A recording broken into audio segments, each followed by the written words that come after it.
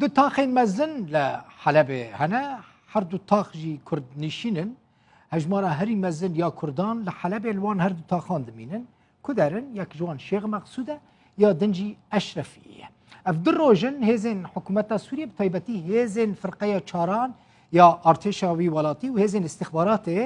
ری نادن آرد در باسی ناوا تاخ شیخ مقصود ببه او تاخ بینان مایه فرنین وی کار ناکن نام بدست خلکی ناکفه لگوری زانیارین روداوه خالن کنترول این فرقه چاران یا ارتش حکومت ری نادن اوتومبیلین بار هلگرجی که در باسی ناوا تاخ شیخ مقصود ببن که دبن کنترول ریوبری خسر ده جبر وی کجی فرنین وی تاخه لی آرد نمانه و خلق بینان و بی آرد مایه لتاخ شیخ مقصود یا حلب بهتری 200,000 کرد دجین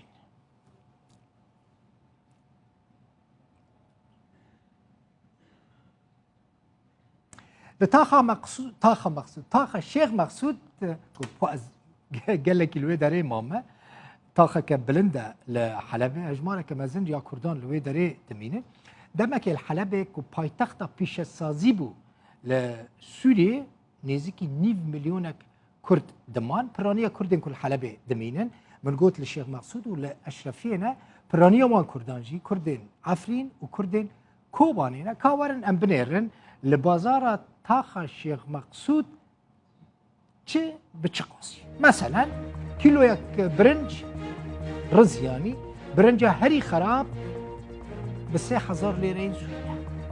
کیلو یک شکر به 4,000 لیره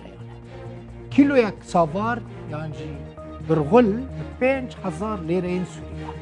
کیلوگرم یک باجان این سور فرنگی توماتیس یعنی 3-4 نوین ویانه به 3,000 لیره این سوریه کیلو یک خیار به 5,000 لیتر یک زیت خوارنجی به 18,000 لیره سوریه